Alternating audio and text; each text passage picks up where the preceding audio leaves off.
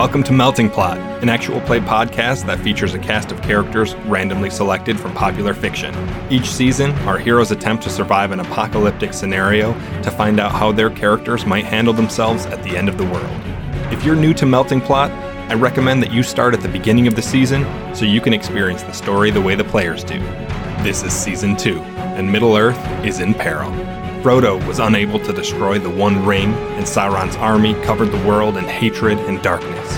What little hope remains is tied to the fate of a few heroes willing to resist. But will it be enough?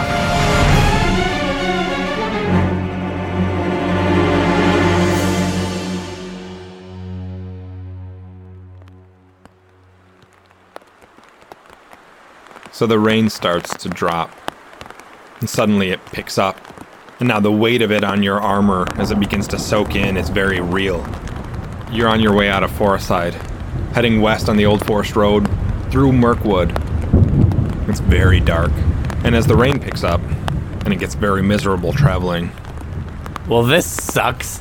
How are we supposed to travel in the rain like this? Look, I didn't even want to leave in the middle of the night anyway. We should pull up camp as soon as we can. Keep a lookout for a clearing or something. Do you think it's safe to camp here at night? It's not safe here. That's why we are traveling. The rain will come and go. We can go through the rain. Chances are anybody else searching for us is going to stop in the rain. This is our chance to get ahead. Well, I don't know what you were doing this afternoon, but I was in the midst of heated battle, and I'm tired, and I'm wet, and we're going to be spending nights here. And I think we're better off well-rested so that we can keep a lookout. Jasmine's like half nodding off on the horse that she's riding on. She's not used to staying up this late. If not for my sake, dude, what about for the princess? Look, she's clearly exhausted. We need to stop. She seems to be sleeping well, I think. Well, fine. We'll just keep pushing forward then. Let me know when you guys deem it appropriate to take a nap. As we're riding on, I think I'm going to do a vigilance check now just because it is dark. Like, look, and as we're riding, keep an eye out on the road. You never know what could happen while we're in here, so. That is a success and three advantage. You look around you, and you see things start to move on the edges of the forests as they creep in and make this path tighter.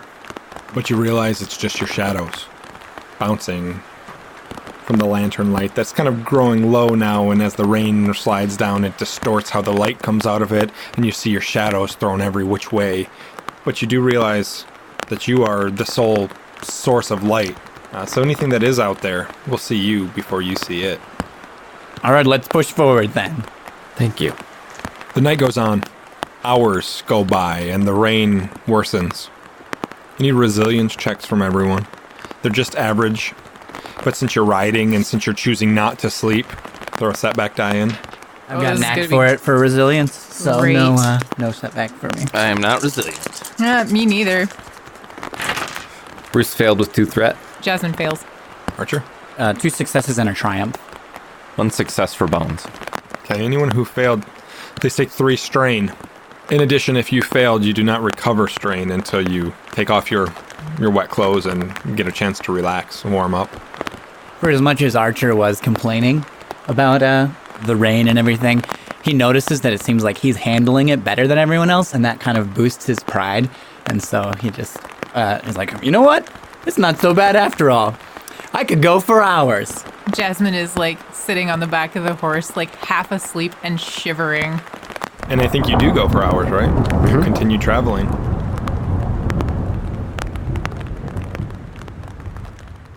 So you travel through Mirkwood. And the first day, or I guess the first night, is miserable for everyone except Archer. Bones, I think, is dealing with it, but Bruce and Jasmine, you two are struggling. And Jasmine, you're kind of in and out of sleep as the sun begins to rise. And as it does, it sheds a fair amount of light throughout the forest, but it's always veiled by that heavy canopy of Mirkwood, but it does give you enough light that you feel comfortable turning off the lantern, and you continue on. And by now, it's been a good 8 hours of travel, and your horses are tired, you're tired, you have very little food. If you'd like, you can keep pushing. You can tax your horses and your strain, or you can camp. It's up to you. Well, not that I'm feeling the strain or anything, but we are going to have to stop eventually. Our horses are getting tired. Now's as good a time as any. This is the first light. All right, let's break camp. I'm starving. Where's the food? You head to a clearing. You start to unpack all of your supplies, your tents that you got, bones, and stakes to hold them in the ground. Lanterns you set away. Nobody produces food. Seems you've forgotten it. Bones? Where's the food? I got the tent and a horse. But I specifically said food and bedding. I was supposed to get the horses. Well, perhaps someone familiar with the area could procure us some. Jasmine Sure. looks pointedly at Raja. No need to eat the cat. I don't think it'll come to that. I think he might be able to find us some food. You can send Raja hunting if you'd like. It's a significant risk to send anything out alone in Mirkwood, but if you want to, please do. He can smell and he can sense the danger that is much greater than, a forest without big monsters and Yeah. whatnot. Mirkwood's a scary place. Sure. I think Jasmine would pick that up then and not... I think she'd be wiser than to send him out if he's uncomfortable doing so. Jasmine looks at Raja, and Raja gives her this return look like, I will if you want me to, but really? And Jasmine thinks about it and looks at the rest of the group who have been talking all day about how dangerous it is to be going through this forest at all. And she's like, never mind. Hey, Shackles, you seem to know a lot about plants. You noticed any edible plants? Bruce, you look up and you realize he's speaking to you. Oh, edible plants. Well, let me think. Can I roll a survival?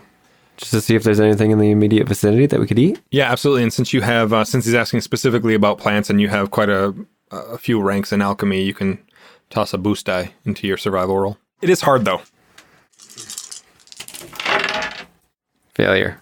You do see several plants that you could eat, but they would probably kill you, like mushrooms, funguses, and nothing that's growing here that could sustain you. All right, it looks like we're going to have to tighten our belts for today, and we're all too exhausted to go hunting, and I'm not even sure leaving the path is advisable, so think full thoughts, and I'll take first watch.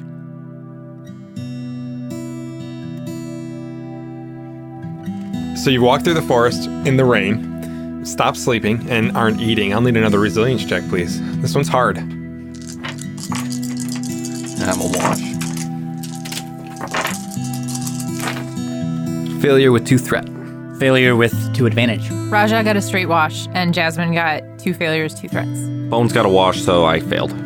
Anyone who failed the check will be disoriented for the day, or until you eat.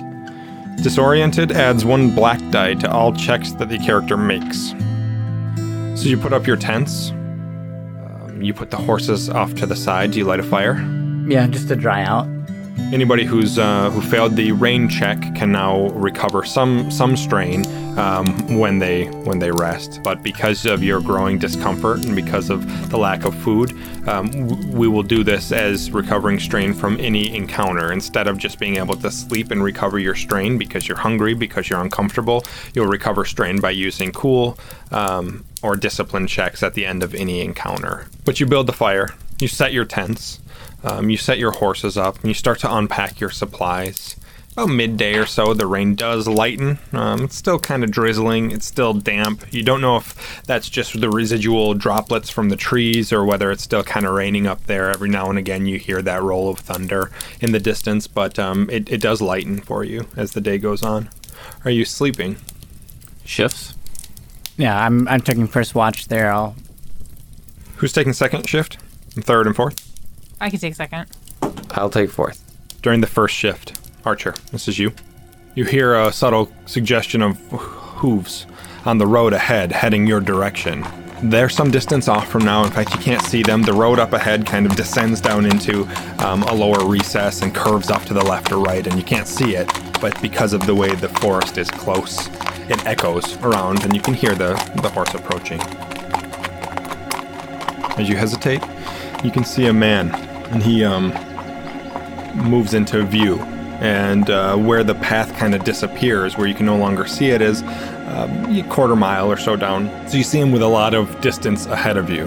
And he approaches you and kind of takes a moment as he sees the tents up ahead on the road, almost blocking the road, and then slowly starts trotting forward again. You can see he's riding a big mule, and it's got many packs on it, on the sides and whatnot. Big, heavy, like footlockers and big, bulging saddlebags. So as he approaches, he stops some distance away, enough to kind of keep him safe in case there is anyone hostile in the camp. And he says, "Who's up there? Tent on the road? Do you realize you're blocking it for travelers? Hello?" Hey, keep your voice down. You're attracting attention over here. And of course, you think we're gonna camp in the forest? And there aren't that many travelers on this road. Forest is where everyone who travels through Mirkwood camps. What not to block the road and such? He now picks up his pace, and he approaches you. Just passing through. Don't mind me as I walk through all of your... He's looking around and sees your goods scattered everywhere. Livelihoods. I'm sorry if I step on anything. You'll understand, right? You're in the way. And he starts to travel through. Hey, hold on a minute. I don't like your attitude. I don't much care what you like. What are you going to do about it? All right, and you're either a first-time traveler in Mirkwood or a liar, because no one leaves the road. He grabs his... is like, then you're a liar or a fool? All right, listen here, you. I've traveled these roads since I was a boy. People talk. There are stories. I've never seen spiders or wolves. Have you? As a matter of fact, I have. Then maybe you should stay to the road, but better folk. We camp wherever we damn well please. Then you won't mind going off the road to go around our camp, because we currently occupy this real estate. He's kind of in your camp as you're having this conversation. He stops his mule. And now the rest of you hear this as well, because now it's loud enough. And he says, "Sure, of course, no problem." And he circles around now, like intentionally stepping on all of your things, stepping through the ashes of your fire and, like, you know, stepping onto the corner of a tent, which kind of flings the stake up. And he walks around and just kind of moving in like these figure eights for a moment before he leaves the path, circles back around it, and then continues onward again. Okay, listen here, asshole. Jasmine stands up and looks to the traveler and looks to Archer and is like, "What is going on here? Why did he ride all over our stuff? What did you do?" What did I do? What did you say to him? I'm just calling his bluff. Jasmine steps between Archer and the rider on the horse, and she says to the rider, "I apologize for whatever our companion may have said to upset you, but I think we can just part ways civilly here." And she gives Archer a pointed look. Part ways? Ask him if he's got any food. He looks you over, and he doesn't realize that he doesn't notice the earrings or the tiara or anything that makes you look like nobility. Says, "Pardon me, miss. I didn't mean to insult you. Only this asshole," and he points to Archer. "You're not wrong." "Thank you. I appreciate it." Are you a merchant? "Of course I am." He looks to his goods, like his packed saddlebags and whatnot. Do you have any food with you that is for sale? "Sure." Jasmine looks at her companions like, "I don't know how to do this. I've never done this before." "Pork? Venison? What are you in the mood for?" How many days do we figure it's going to take us to get out of Mirkwood? Another four Four. more. Yeah, that's what I figured. I think we would like to actually buy a pretty significant amount of food. We're pretty hungry. How much is significant? She glances at the group for an idea. Where's Raja, by the way? Jasmine was probably sleeping against him. She's in the tent still? Yeah. Okay. A week's worth for each? 7 days or a 10-day? 10. For how many are there? There's 4 of us. 4? That'll be 20 coin for each of you. 50 for you, he says, looking at Archer. Well, excuse me. I hardly see how that's reasonable. I understand where the price increase comes from, but please consider you're punishing our whole group by punishing him. You share funds, miss? We are a traveling party, and We're just one big happy commune. we look out for each other. Can I have a charm check, please? Difficulty? Probably average, but throw a couple of setback die in for Archer's initial first impressions. Okay, I will remove those setback dice because I have knack for it in charm. 2 success. So let's play that out. Let's figure out how that works. I don't intend to hurt the rest of you. But you have to understand, I'm a merchant. Supply and demand. I'm selling to him last when my supply is the lowest. Therefore, it's worth more. What if you sell none to him and double to me? All right. For you, I appreciate not it. for him. Well, if you And you sell might it, want to muzzle your dog, he says, and he starts rifling through his packs and producing these trail rations, which are all wrapped in bundles of dark cloth and string. I appreciate it. He produces a fair amount of it, looks back into his pack and says, "About wipe me out. Hopefully I don't find any other hungry travelers." And he hands them over to you. You hand over the coin. He counts it, tosses it in his coin purse, and he gets back on his donkey. He gives you one glance, looks back, sees you, remembers you, and heads back on east, down the road. I wish you safety as you go gallivanting off the trail. Do you ever think it's strange how many people react that way to you? Yeah, it's pretty crazy how much the world is full of assholes.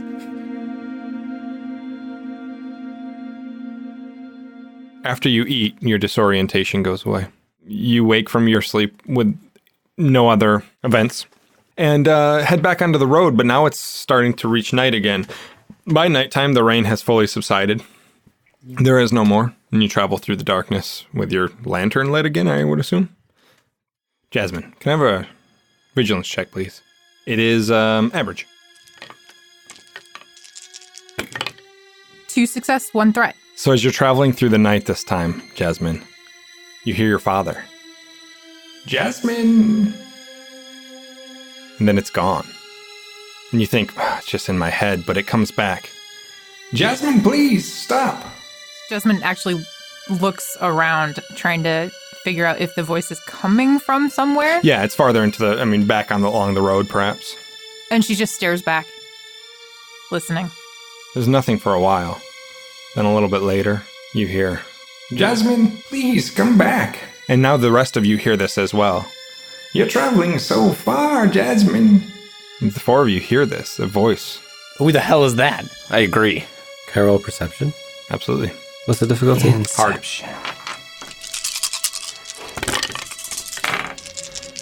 Bruce has 2 fails and a threat. I have a success and 2 advantage. I have a success and 2 threats. Hear the voice again. Jasmine, you're going to miss your wedding day.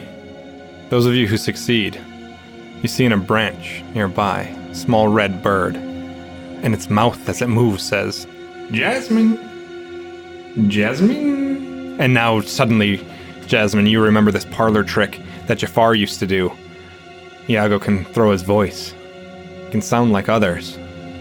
Says, Jasmine, where are you going, Jasmine? Archer, It's I, the Sultan. Archer is going to quick draw his crossbow and shoot. Upgrade that sucker. Oh, I'm going to upgrade that sucker. That's kind of my opinion. I am upgrading that One-shot sucker. that fucking bird. I hope so. All right. So, Since it's long range, it's a hard check. hard check. All right. Cool. You're bad at this. I am bad at this. So he fails. And the 3 of you watching on are astounded by Archer's speed, but not his accuracy. The arrow sails through the air and just misses Iago, and it flies off farther down the path. And Iago takes to the air, and he's mid-sentence, so he says, Jasmine, and flies off into the canopy and disappears. You can hear him kind of laughing almost as he flies away. Jasmine! Jasmine. Jasmine is so angry, she's like physically shaking on the back of this horse. She's just shaking in anger and sadness because it made her realize how much she misses her father. Right, and so here's a bigger concern for you is now so far you've taken no effort to try to stop Iago from following you, and he has no problem doing it. You're heading through the forest along the path, and it's an easy group to track. at this time. So everywhere you go, Jafar will know. Next time, don't miss. Oh, I'm sorry. I'm the only one who had the wherewithal to even try to get rid of a threat here. It was supposed to be encouragement, you ass. Well, you have a funny way of showing gratitude, Princess. Thank you for almost shooting him.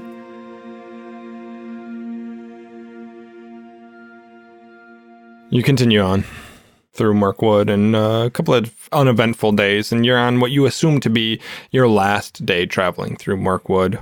The path becomes pretty uneven as you near the end of it, or I guess the beginning from the west side, and it starts to kind of turn and cut through the forest in odd angles and whatnot. Probably because originally they set the path, and as it just gets overgrown, they cut it into a different area or winds a different way. And now as you're kind of creeping throughout these trees and you're going single file through them, you start to get a sense of dread. There's movement. You can hear it in the forest around you, but it's echoing, it's bouncing. You can hear this like disturbance in the underbrush somewhere to the north of you, which is on your right side. And then suddenly you hear it on your left, on the south side. You can see now in the forest many sets of eyes, and you think for a moment there are just a lot of creatures until you realize, no, there's only a handful of them.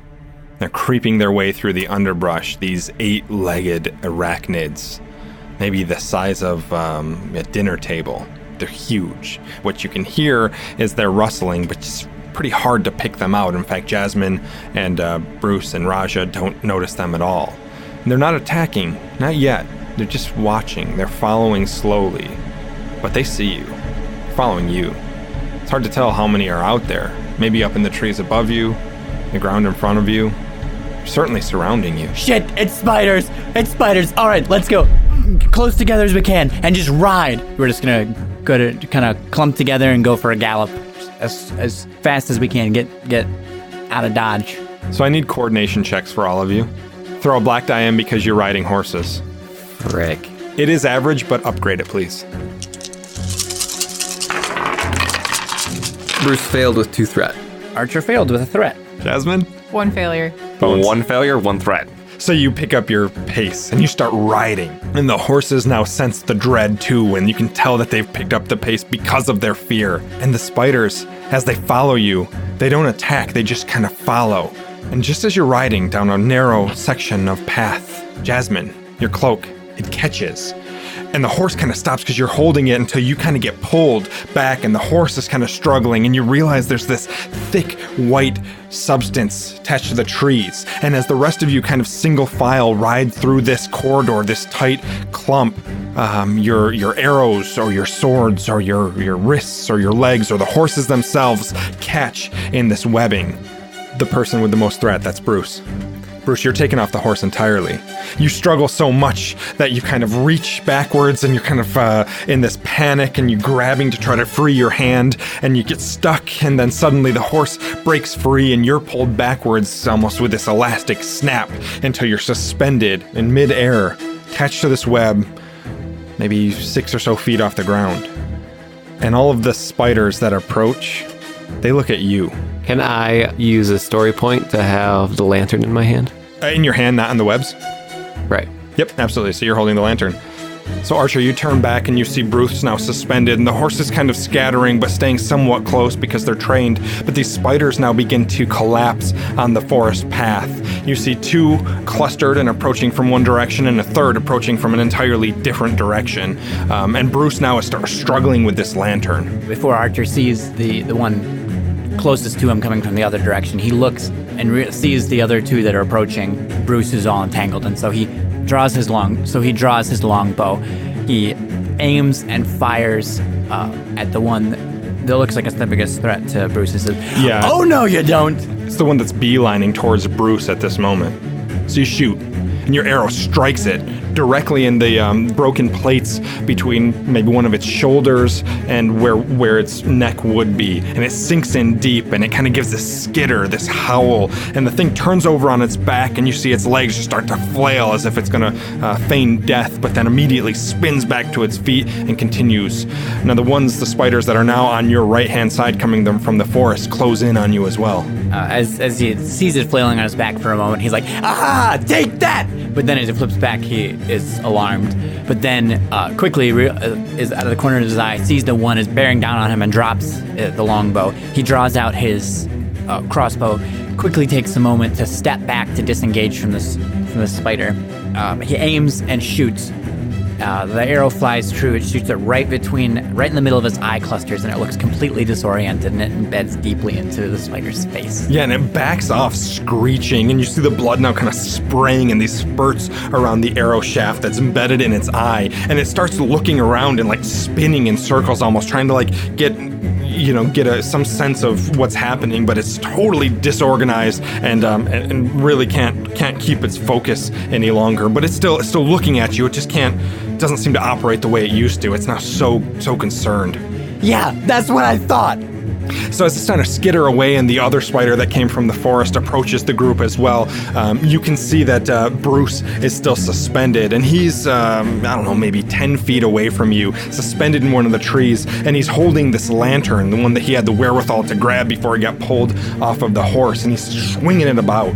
Bruce is flailing wildly. You can see even his legs and arms just going back and forth, but he's pretty securely fastened to this whole web, and he's trying desperately to swing this lantern, but just isn't able to actually crack it against anything. You do swing it, and instead of hitting the tree, it just kind of catches in the webs itself, and for a moment you fear it's going to get stuck there, but you kind of pull it back out, and you're able to remain in control of the lantern, but the webs are just kind of, the more you struggle, the more they attach. Bruce will cry out, "Everybody run, get out of here!" Jasmine barely manages to not get dragged off the horse with Bruce as he gets caught in the web, but she almost immediately slides off anyway, running over to try and help him get out of the webbing, even as he's telling everybody to run. She briefly glances around and thinks, run where? Because there's so much web everywhere. So she runs over and she sees what he's trying to do, was trying to slam the lantern into the tree to set all the web on fire. And she doesn't even think ahead at all. She grabs the lantern. No, you don't understand. You have to get out of here. This is not a safe place for you. Jasmine shakes her head, ignoring Bruce, and she says, I'm not leaving without you. You don't understand. You're not. I'm not leaving without you. You have to get out of here. You have to get out of here.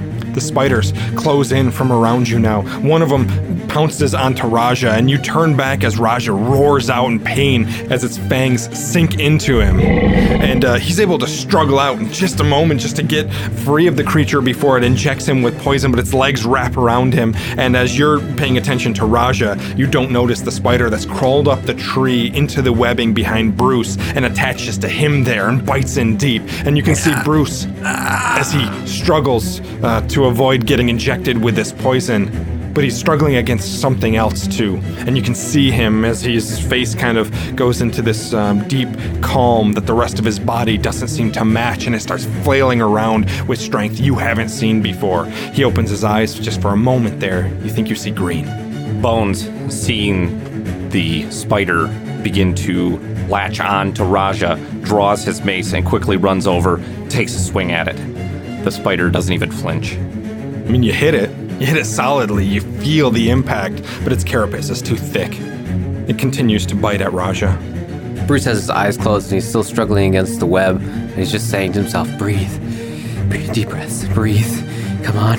You open your eyes to see Jasmine swinging a lantern. Jasmine pulls the lantern back and swings it almost more with the agility of the arc giving her strength than her actual physical strength.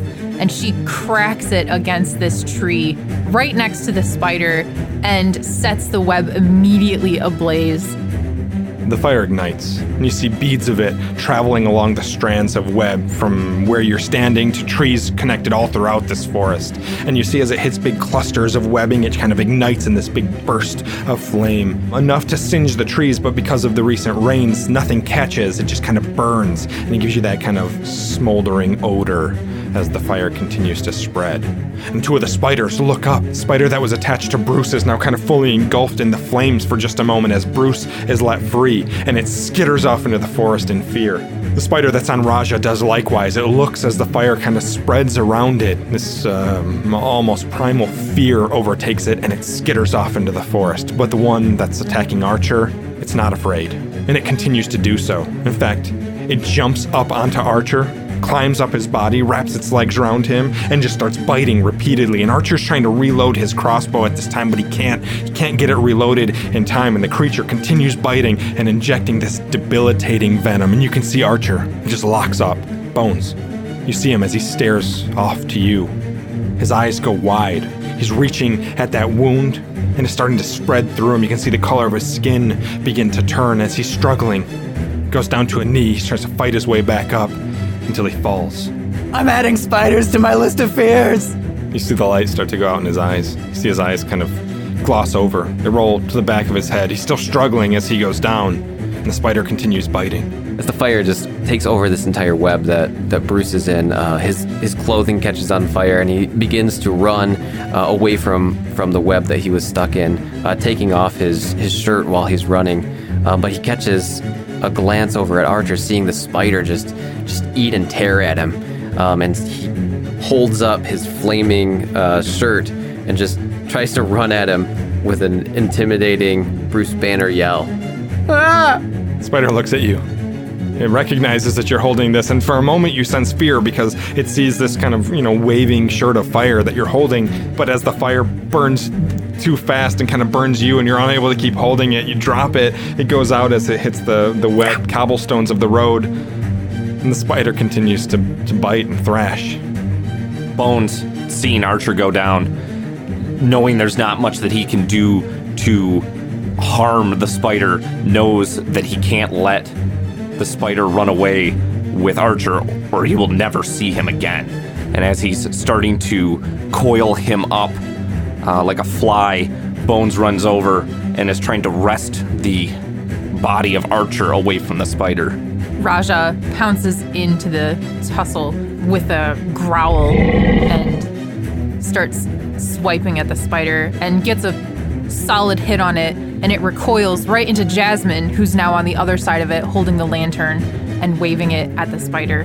Just as the lantern kind of begins to burn out because there's no oil left in it, the spider turns, it sees the fire, it feels this scratching, this like heavy raking from Raja as he digs into its carapace, even maybe bites at him a little bit and cracks some of his plating, breaks a couple of its legs. It turns, and now there's fire surrounding this scene in almost a ring, and it sees all of you gathered around it, and it sees the fire, and it flees. Kind of runs off into the forest, tries to pull Archer with it at first, realizes he's too heavy, and his legs are kind of half broken, and some of them just kind of dangle and drag as he runs off into the fire. The fire burns out. The webs, fully engulfed, kind of quickly dissipate as they burn into nothing, and the last little bits of fire that were attached to some of the drier leaves kind of burn into nothing as well. Bones, you crouch by your friend, by Archer. He's unmoving. You kneel by him, and you reach down and feel for a pulse. Thank you for listening. If you like the show, please share us with your friends. One of the best ways that we can grow the show is through word of mouth. Another great way to support the show is through ratings and reviews. Every 5-star rating and review that we receive helps others to find the show. If you'd like to connect with us, you can shoot us an email at meltingplotpodcast@gmail.com. You can also follow us on Twitter @plotmelting. All music was written and produced by Zachary James Kolkman. Sound design by Jeff Henders and Zachary James Kolkman. Jasmine from Aladdin was played by Rachel Kamstra. Bruce Banner was played by Zachary James Kolkman. Sterling Archer was played by Silas Sheffer. Leonard Bones McCoy was played by Tippett, and I am your host, Jeff Henders. Thanks for listening, and see you next time.